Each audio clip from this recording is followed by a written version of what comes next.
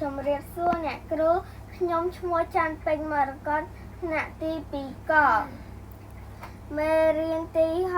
60ដើមត្នោតអំណានប្រទេសកម្ពុជាយើងសម្បូរដើមត្នោតណាស់ដើមត្នោតដុះខ្ពស់ត្រដែក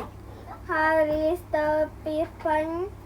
ទឹកដីនៃមាតុភូមិយើងដើមត្នោតមានរាងមូលត្រសុំនំស្លឹកពណ៌បៃតងហាក់ដូចជាឆាតបើកចោលកណ្ដាលអីដល់អាកាសដើមត្នោតមានប្រយោជន៍ច្រើនយ៉ាងណាស់ការវាគេគៀបត្រង់យកទឹកមករងាស់បានជាស្ករ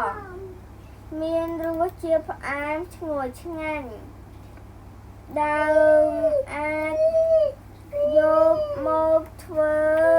តែធ្វើទូកនិងអាចយកមកធ្វើជាវត្ថុផ្សេងទៀតគេអាចដេរក្រងស្លឹកត្នោតយកទៅប្រក់ជាដំបូលផ្ទះខ្ទុំឬរងផ្សេងខ្ទមអាម្ដងទៅឡើយនោះក្រងស្លឹកត្នោតយកទៅប្រក់ជាដំបូងផ្ទះខ្ទមឬរងផ្សេង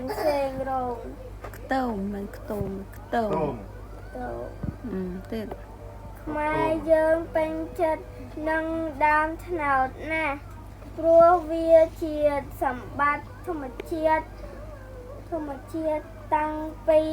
ដូនតាមកជំរាបលាអ្នកគ្រូ